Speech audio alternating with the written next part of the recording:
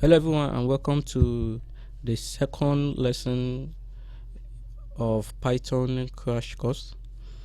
Today we are going to look at basic mathematical operator. That's the addition, the subtraction, the multiplication, the division, the modulus, and the power. So to begin, let's start with the addition.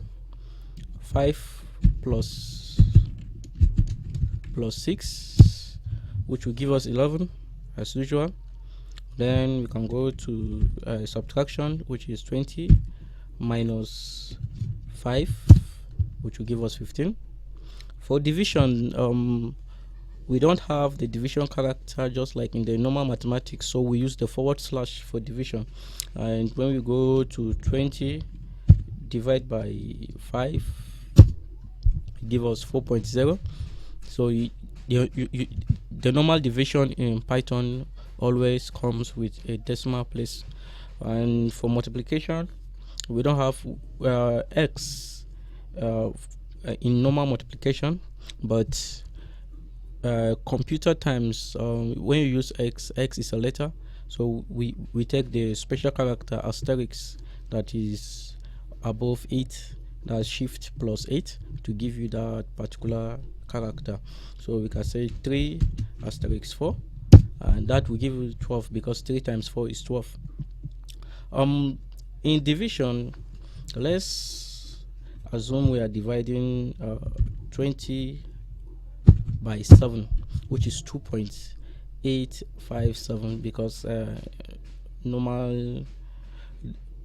But we are not interested in the decimal place. All we are interested is the whole number. In order to get that, we'll go with 20, then forward slash 2 and 7. This will give us the whole number, and that is 2. But what if we are interested in the remainder, not really the actual answer?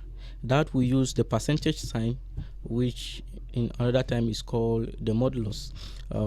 That will be 20 percentage 7, and that will give us 6, because when you look at 7 can go into 20 2 times, so 7 times 2 is 14. Then when you subtract 14 from 20, it will remain 6. Now let's look at the power. Let's say we want to raise 5 to the power of 3. 5 to the power of 3 means 5 times 5 times 5. That's 3 times, and that will give us 125. You can actually do that, and it's mathematically correct and sound.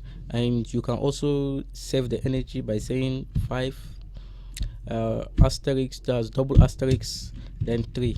That's saying 5 raised to the power of 3, and this will also give you 125. So this is the basics mathematical operation in Python, just like other programming languages. And for variables, to declare a variable, all you need to do is to just type the name of the variable, like x. You just put x and say equal to 10. You can see this one doesn't have anything like in Visual Basic. You have to use dim x for dimension. For Java you use var x. For JavaScript you use var x. For PHP you put dollar before your variable. This one you just declare it just like in normal mathematics or in normal English, x equal to 10, and voila. If you print x, type x, I press, it gives you 10. So you don't need to struggle yourself. And from here now we can actually add this x plus another number. Let's say x plus 5, which x is 10, so x plus 5 to be equals to 15. We can say x minus 4, that will give us 6, and you can use it for your normal calculation. Let's declare another variable. Let's say y is equals to 11. So we can now say x plus y, and this will give us 21. So that is how to declare a variable. The moment you type the variable, let's say your name equal to, and for strings, that is for letters that you will not use it for any additional or arithmetic compilation. You put them in double quotation. So your name is SamTek. So if I say your name, it will print SamTek.